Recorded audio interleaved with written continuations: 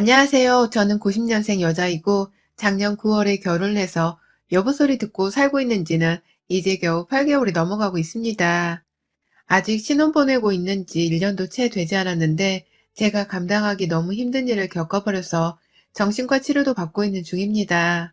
어쩌다 행복해야 할 새 신부가 정신과 치료를 받으며 병원을 오락가락하는 신세가 되었는지 여러분들께라도 공유를 해서 제 편이 되어줄 수 있는 사람을 한 분이라도 더 얻어보고 싶습니다. 그 정도로 지금 제가 너무 절박하네요. 저희의 결혼은 애초부터 어긋남이 적나라했던 결혼이었습니다. 시부모님께서 저희 결혼을 무지하게 반대하셨거든요. 처음에는 시아버지로부터, 그 후에는 시어머니의 격렬한 반대에 부딪혔던 이유는 다름 아닌 저희 부모님 때문이었습니다. 저희 남편의 직업은 자동차 수리기사인데 직업의 문제로 저희 친정어머니가 애초에 저희 결혼을 심하도록 반대하셨거든요. 저도 처음에는 어머님이 직업 때문이란 말씀을 못하시고 그냥 싫다고만 하셔서 울고 불고 별짓을 다 하며 엄마를 설득하려 했습니다. 그런데 저희 어머니가 끝낸 말씀을 털어놓기로는 엄마 주변에 젊을 적 애를 하나 낳고 꽁냥거리며 잘 살고 계시던 여자분이 계셨는데 그분의 남편이 저희 남편 직업과 똑같았었다고 해요. 그런데 문제는 그 지인분이 일을 하던 도중에 전기 감전사로 인해 그 자리에서 바로 사망을 하셨고 엄마의 지인분은 평생토록 지금껏 과부로 살고 계시다는 겁니다. 제가 옆에서 건너들어도 기분이 쎄한 게 너무 끔찍하더라고요. 엄마가 딸을 걱정하는 마음도 알겠고 이왕이면 고생 안 하고 일을 하는 사위를 들여서 안전 걱정 안 하고 잘 사는 모습을 보고 싶어 하시는 것도 알겠더군요. 그래서 정말 열심히 남편이랑 서로 머리 맞대가며 엄마 옆에서 연애를 잘하는 모습을 보여드리고 또 자주 남편 데려가 얼굴 비춰드리고 함께 밥이라도 먹는 자리를 더 가져보며 애를 쓰다 겨우 받아낸 결혼 허락이었습니다. 하지만 이게 저희 시부모님 귀에 들어가게 되면서 우리 아들 무시하고 결혼을 반대했다며 말이 많았어요. 한동안 시부모님은 저희 어머님을 따라 복수라도 하겠다는 듯이 저를 무시하고 안보를 하셨고 그 바람에 저희는 친정엄마를 겨우 설득하고 나서야 또다시 시부모님 마음을 돌린다고 정말 엄청나게 애를 썼습니다. 세상에 어른들한테 결혼한다고 허락 한번 구하는 것이 이리도 시행착오와 고비가 많을 줄은 정말 태어나 연애하며 상상도 못했어요. 막연하게 그리던 결혼은 모든 이들의 축복을 받으며 할 줄 알았더니만 사돈 간의 자존심 싸움과 빈정상할 길로 거듭되는 고비가 연속으로 나타났고 그 사이에서 저희 커플은 정말 죽어나갈 판이었습니다. 결국 결혼을 하게 된 건 시아버지가 먼저 저희 결혼을 허락해 주겠다고 마음을 바꾸면서 시어머니도 어쩔 수 없다며 허락을 해주셨고 그래서 겨우 식장에 들어가고 혼인신고를 하고서 함께 사는 부부의 모습을 온전히 갖출 수 있었습니다. 하지만 저희는 딱 그렇게 겉보기에만 정상으로 보이는 부부였어요. 결혼을 하고 나니 시어머니의 지독한 행동들로 인해서 저는 거의 매일 눈물바다를 만들겠다는 듯 울어 제꼈고 저희 남편은 또 그 사이에서 저와 시어머니의 사이를 정리한다고 지난 8개월간 정말 별의별 일들을 다 겪어내며 살고 있었습니다. 결혼하고 첫 집들이를 하던 날 코로나 때문에 저희가 할까 말까 고민이 많다가 아가씨는 미리 따로 초대를 하고서 시부모님만 나중에 초대를 하고자 했어요. 아가씨는 아무래도 젊으니까 아무 때나 놀러와 맥주를 마시든 뭐라든 오빠 집에서 놀고 가라고 하면 잘 찾아와 줄 것 같아서 저도 부담 없이 아가씨께 연락을 하며 오라고 했고 시어머니께는 아가씨와 전화를 끊자마자 바로 연락을 해서 5인 이상 집합 금지라고 해서 아가씨랑 어머님, 아버님은 따로 모셔야 할 것 같아요. 어머님, 편한 시간에 말씀해 주시면 그날 제대로 모시겠습니다. 라면서 말씀을 드렸죠. 어머님은 아버님이랑 상의를 하고서 말해 주시겠다고 말하셨고 저는 그런 줄 알고 기다리겠다고 대답을 하곤 전화를 끊었습니다. 그런데 바로 그날 저녁 아가씨가 내일 가도 되냐는 연락이 왔어요. 저야 뭐 저녁 시간만 되면 퇴근하고 바쁘지 않는 사람이었기 때문에 당연 된다며 오케이를 했고 다음날 제가 맥주에 와인, 파스타에 스테이크까지 싹 다 준비를 해서 그날 아가씨랑 남편이랑 같이 영화도 보고 수다도 이런저런 떨며 친분을 다졌습니다. 정말 즐겁고 화기애애하게 시간을 보냈어요. 그때까지 시어머니는 여전히 언제 시간이 된다는 연락이 없으셨고 저는 아가씨를 보내놓고 다시 어머님께 한 번 더 연락을 드렸는데 그때 제 전화를 받지 않으셨습니다. 문제는 그 다음날이었어요. 시아버지께서 아주 노발대발을 하면서 저한테 전화가 왔습니다. 어떻게 너는 며느리가 돼서 시부모를 먼저 모실 생각을 못하고 네 시누이만 쏙 빼서 초대를 해가지고 이렇게 가족을 따돌리냐 라고 버럭 화를 내시더라고요. 제가 분명히 어머니께 미리 말씀도 드렸고 다만 답변을 기다리는 와중에 아가씨가 시간이 된다 하셔서 기쁜 마음으로 시댁 식구니 초대를 한 것뿐이었는데 정말 난감해 죽는 줄 알았습니다. 이 사실을 다 알고 있던 남편도 뒤늦게야 시아버지의 전화를 대신 받아서는 오해가 있었다며 말을 건네는데 시아버지가 급기야 네 엄마가 그러던데 니네가 우리를 초대한 적이 없었다고 하는데? 라고 하시더군요. 시어머니가 말을 잘못했던지 아님 거짓말을 하셨던지 시아버지와 저 사이에서 이간질을 하신 겁니다. 다행히 남편이 내가 통화하는 거 옆에 들었는데 무슨 소리예요? 라면서 시아버지께 재차 설명해서 급한 오해는 꺼버렸는데 제 기분을 너무 잡치더라고요. 전 분명 시어머니께 약속 날짜를 잡아달라 먼저 살갑게 전화까지 드렸었는데도 그걸 다 뻔히 기억하실 거면서 그런 적이 없다고 발뺌하셨다는 게 너무 약이 올랐습니다. 어른으로서 공경할 깜냥도 안 된다며 실망이 들기도 했고요. 그러나 어쩌겠어요. 시어머니신데 우기고 내 말이 맞다고만 할 수도 없는 노릇이니 저는 저대로 확실하게 말을 전달하지 못한 잘못이 있다며 사과를 드렸고 우여곡절 끝에 시부모님을 모신 집들이까지 무사히 끝마쳤네요. 그런데 이 정도는 그 후에 겪은 일에 비하면 세 발의 피도 아니었습니다. 시부모님께서 결혼 허락만 해주셨을 뿐 여전히 나를 그리 탐탁찮아 하신다는 것을 집들이 일로 확실히 알게 되었고 그래서 제 딴에는 더욱 잘 보여야겠다는 며느리의 마음이 컸습니다. 거슬리는 행동을 하지 않으려고 안부 인사도 꼬박꼬박 저녁 먹고 난 시간마다 일부러 드렸고 시댁으로 자주 오라고 하시는 것도 남편이 괜찮다는데도 불구하고 제가 나서서 가곤 했었어요. 괜히 안 간다며 뻗팅겼다간 시댁에 오기 싫어 꼼수를 부리는 게 아니냐는 소리를 들을까봐 더 열심히 시댁도 찾아뵙고 저희 집에 오신다는 시어머니의 발길도 절대로 마다하지 않았었습니다. 문제는 그렇게 자주 얼굴을 보다 보니 제가 시어머니께 유혹을 처먹을 일이 정말 많았다는 것입니다. 서로 얼굴 마주보고 지내는 사이에 괜한 싸움이 일어나면 서로 얼굴 보기가 불편해지잖아요. 그래서 좀 더 잘 지내보려고 하는 것이고요. 그런데 저희 시어머니는 저랑 얼굴 붉히며 불편해하는 것을 즐기기라도 하는 듯이 혹은 일부러 불편해져서 저로부터 오만정이 다 떨어지게 만들고자 작정을 하신 양반인 것 마냥 저를 함부로 대하셨습니다. 하루는 제가 청바지를 입고서 주말 아침에 남편과 함께 시어머니 호출을 받고 시댁에 간 적이 있었어요. 절대로 가까운 거리도 아니고 지하철을 타고서도 2번 갈아타고 30분 정도를 가야 했기에 저희 딴에는 하루 일정을 빼서 시댁에 찾아뵙는 것이었는데 시어머니가 제 옷을 보고는 말씀하셨어요. 시댁에 오는 애가 깔끔한 청장을 입고 오더라도 봐줄까 말까 한데 너는 어디 소풍 가니?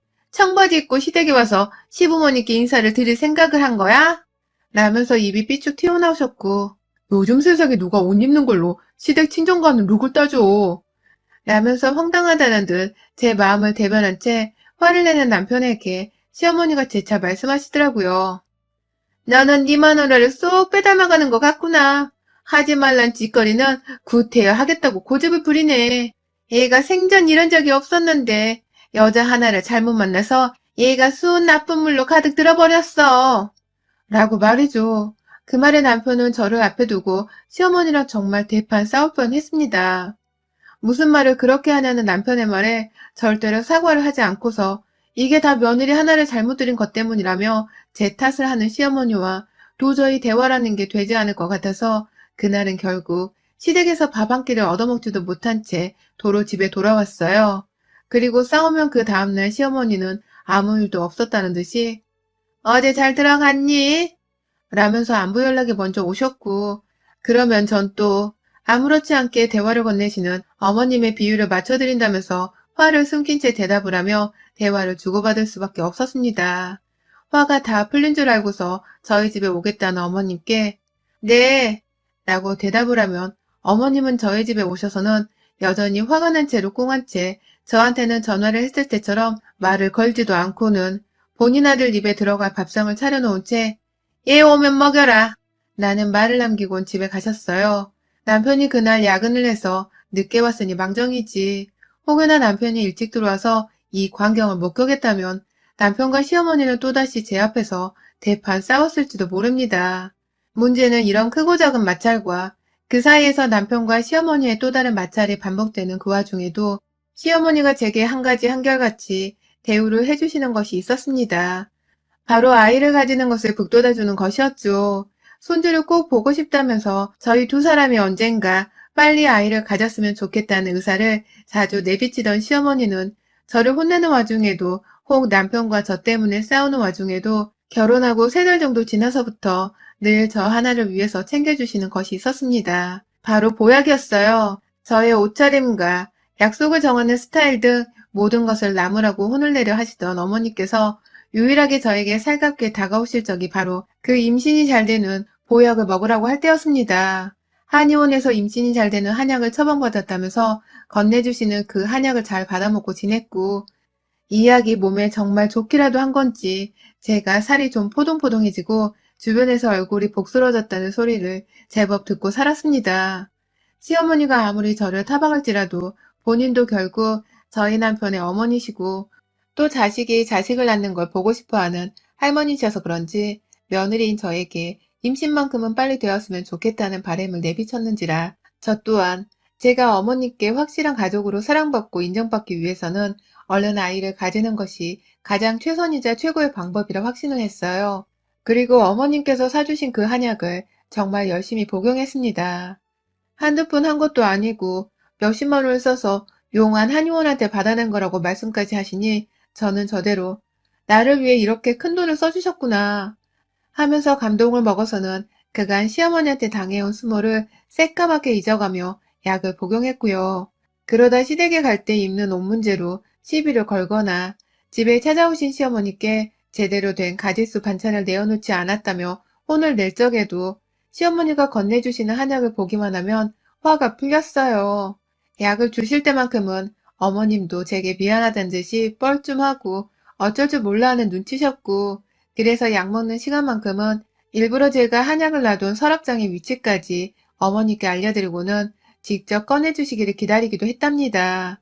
되도 않는 사랑을 갈구해보겠다면서 며느리가 혼자 시어머니께 아양을 떨고 애교를 부려보려 한 짓이었죠.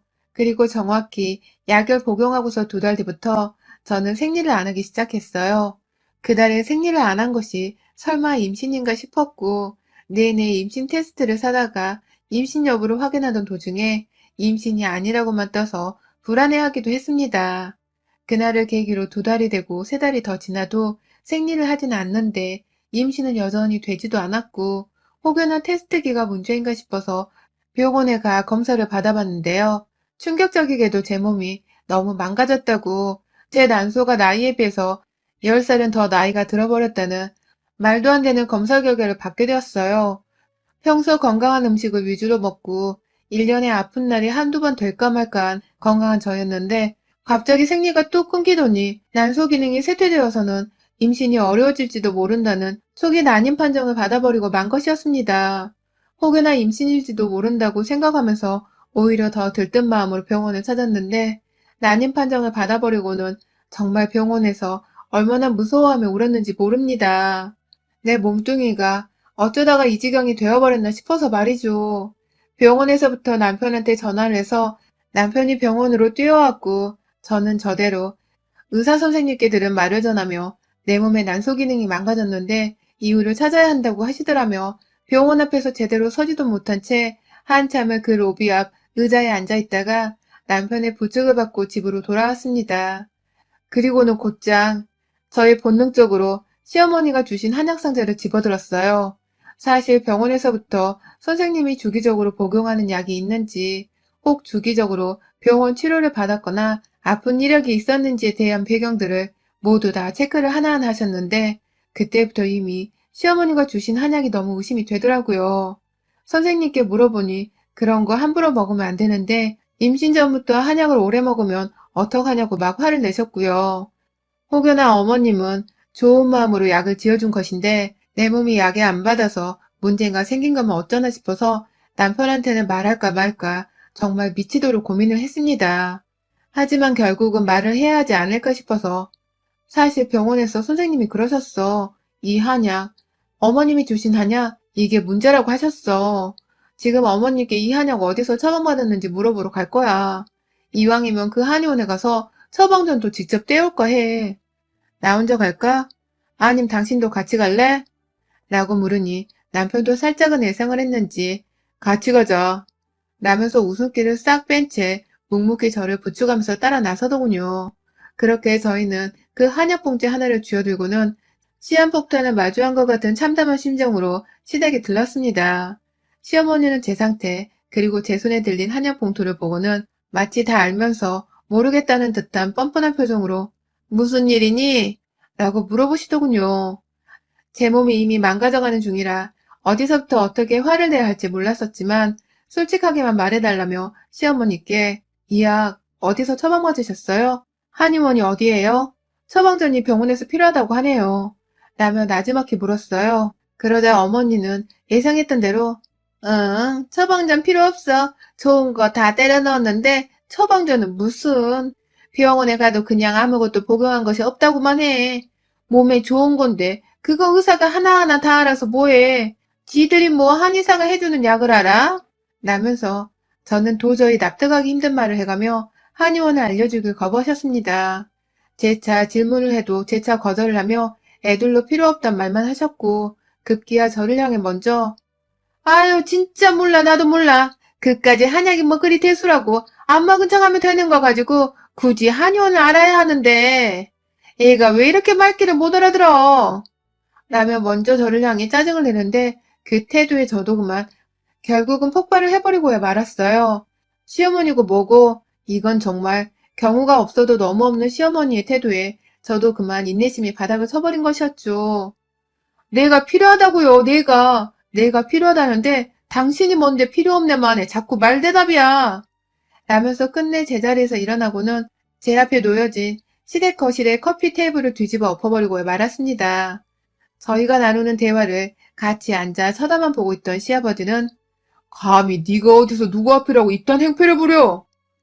라면서 저를 꾸짖겠다며 막 달려들어 소리를 지르려고 하는데 그 순간 저희 남편이 나서서는 시아버지를 뒤로 밀치며 소파에 억지로 앉혀버렸어요. 아버지, 지금 어머니 편 함부로 들었다가 아버지도 깜빵 가요. 라고 울부짖자 시아버지는 이게 도대체 무슨 소리냐고 어느 시부모가 며느리를 혼냈다고 깜빵에 쳐들어가냐면서 더 역정을 내셨고 정작 시어머니는 아들의 입에서 튀어나온 깜빵이란 소리에 뭔가 찔리는 게 있다는 듯이 순간적으로 겁을 먹은 채 입을 꾹 다물어 버리며 우리 눈치를 살피기 시작하셨습니다. 그 표정 변화가 너무 적나라해서 저는 가소로움에 한숨이 쏟아져 나왔어요. 그제서야 남편은 제 옆에서 입 다물고 있는 시어머니의 얼굴 표정을 알아차리곤 왜? 잘못한 게 있어서 더 말을 못하겠어? 깜빵 갈 일이란 것 정도는 알고 있긴 했던 거야? 어떻게 엄마가 나한테 이래? 이 사람 지금 난임 판정 받고 오는 길이야, 엄마. 몸이 완전히 만신창이가 되었다고. 라며 다시 한번 소리를 지르며 엄마를 차마 못 때리겠다면서 자신의 머리를 막 쥐어뜯고 때리며 스스로를 때리기 시작하는데 옆에서 그걸 말린다고 저랑 시아버지 그리고 시어머니 셋이서 얼마나 달려들어 제지했는지 모릅니다. 거구인 남편을 말릴 수 있는 사람은 아무도 없었고 결국 제가 대가를 싸그리 다 받게 할 거야. 내 몸 이렇게 만든 거 살인죄를 적용시켜서라도 남은 인생 깜빵에서 최소 몇 년은 썩게 만들 거야. 그러니까 당신이 이렇게 내 앞에서 자기 엄마 죄를 대변하겠다고 자체가 필요 없어. 라며 소리를 치자 그제서야 남편이 스스로를 때리던 행동을 멈추더라고요. 시아버지는 도대체 무슨 짓을 했다고 네 시모한테 그러냐면서 저를 원망만 하는데 그런 시아버지 입에다가 제가 들고 있던 한약봉지를 뜯어 먹으라 했습니다. 어머님이 친히 지어주신 약이에요. 아버님도 이거 한번 복용해보시고 저랑 말씀하세요. 라며 억지로 시아버지한테 달려들어 약을 퍼먹이려 하자 시어머니가 옆에서 그걸 말리다 못해 이걸 어떻게 먹어? 라는 말과 함께 한약봉지를 멀리 던져버리셨어요. 자기도 이 약이 정상인 사람은 먹어서 안 된다는 걸 잘 알고 있었던 것입니다. 그러면서 잘못했다고 용서를 구하는데 변명하면서 한다는 말이 글쎄 너를 이혼시키고 싶었어. 얘라도 낳으면 2학년 부차표 며느리라 불러야 할까봐 어떻게든 임신이라도 하지 말라고. 어떻게든 그냥 이혼을 하고 좀 내 아들이랑 헤어지라고 한 거였는데 이렇게 될 줄은 몰랐지. 난 당연히 니들이 신혼부터 임신을 할 줄 알고 내 딴에 유산만 시켜달라고 시기에 맞춰 약을 지은 건데. 나도군요. 그 바람에 시아버지는 이제서야 모든 사실을 다 알아챈 건지 지 마누라 편을 들다 말고 주저앉아 떨궈진 한약 봉투를 말없이 바라보며 손을 떠셨고 시어머니는 한 번만 봐달라고 저와 남편을 향해 번갈아가며 잘못을 비셨어요. 그것도 평생 안 보고 살 테니 고소만 하지 말아달라는 걸 용서라고 빌고 있더군요. 남편은 저에게 차마 자기 엄마를 용서해달란 말은 못하겠던지 싹싹 비는 자신의 엄마를 내버려 둔 채 자기가 하고 싶은 대로 해. 내가 뭐라고 할 말이 없다 여기서. 라며 자리를 벗어났고 저는 끝내 본인의 잘못을 진심으로 뉘우치는지 도저히 모르겠는 시어머니가 꼴보기 싫어 그 목소리 좀 닥쳐달라며 시어머니의 주둥이를 향해 꽉 쥔 채로 힘껏 주먹을 날렸습니다.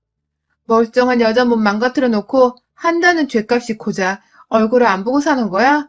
그렇게는 안 되지. 당신은 내 몸 망가뜨린 죄를 톡톡히 치르게 될 거야. 가족들이랑 인사나 잘해둬. 나는 말을 남긴 채 시댁을 나섰고요. 그날 남편과도 도저히 말을 섞을 수가 없어서 양해를 구하고 혼자 친정으로 건너가 잤습니다. 아침이 되어서는 친정엄마의 도움으로 함께 미리 챙겨놓은 한약봉지의 성분 의뢰와 더불어 변호사를 찾아갔고요. 이게 단순히 고부관계 간의 위자료 문제로 해결될 간단한 일이 아닌 중범죄라면서 시어머니를 상해죄로 가장 세게 고소를 때려버리자는 말에 당연하다면 오케이를 했습니다. 집행유예가 뜨더라도 저는 약을 속이고 먹인 사기죄의 정신적 피해 보상 그리고 남편과도 도저히 시모가 자꾸 떠오른다는 이유로 함께 살 수가 없다며 이혼을 하겠다 결심을 해버리고 말았어요. 그 이혼의 사유를 당연히 시모로 보았고 시모를 향한 위자료 청구까지 또 따로 걸어버리기로 했고요. 남편은 당연히 이혼을 거부하고 난리입니다. 자기 엄마의 죄를 누구보다 잘 아는지라 남편도 지금 너무나 괴로워하고 있어요. 그간 시댁에서 가장 열렬히 내 편이 되어준 사람이 바로 남편인데 자기 엄마가 한 짓으로 더 이상 저와 아이를 가지지도 못하는 것이 아니냐는 생각에 매일같이 두려움에 목 놓아오며 제게 전화를 하고 있습니다. 이런 남편의 연락을 받는 저의 마음도 괴로워 죽겠는 심정이고요. 시모나 아들이 저러다 정말 죽겠다면서 자신이 죗값을 다 받고 이대로 죽던지 사라지던지 할 테니 제발 너희들끼리라도 이제라도 잘 살아달라는 뒤늦은 참회의 말을 건네며 용서를 구하고 있는데요. 어찌해야 할지 모르겠습니다. 남편을 여전히 사랑하고 남편 또한 저를 너무 사랑하는 걸 잘 아는데 남편만 보면 시모의 얼굴이 떠올라 망가진 내 몸이 자연스레 생각이 나요. 그 바람에 괴로움을 느끼는 건 또 제 몫이고요. 일단 시모가 죗값을 무조건 받게 하고 싶었는지라 걸 수 있는 모든 법적인 조치를 취해놓았고 남편과 이혼만큼은 서류 작성만 해놓은 채 보류하고 있는 중입니다. 단시간에 잊혀질 일이 아니라는 걸 잘 알기에 조금만 더 고민의 시간을 가져보려고는 하지만 결국 홀가분이 이 집구석을 떠나는 게 답일 것이라는 부모님의 말씀을 들은 채 마음은 조금씩 이혼으로 굳혀져 가는 중입니다. 멀쩡한 자식 부부를 불구로 만들어 떼어놓은 이 천하의 못된 시모를 법적인 복수 그 이상으로 제대로 엿을 먹이고 싶은데 마땅히 할 수 있는 방법이 없네요. 차라리 남편과 이혼을 하지 않고서 평생 남편을 자식 한 번 놓지 못하고 사는 남자로 만들어주는 게 시모를 향한 복수가 되지 않을까도 싶어서 이혼을 하지 말까 하는 고민도 문득문득 듭니다. 도무지 어찌해야 할지 감이 오지 않아 이렇게 사연으로 구독자분들께 조언이라도 구해봐요. 어떤 게 제대로 시모를 엿먹일 수 있는 방법인지 인생 선배님들의 조언이 절실합니다. 여러분의 생각은 댓글로 남겨주세요. 오늘도 시청해주셔서 정말 감사합니다.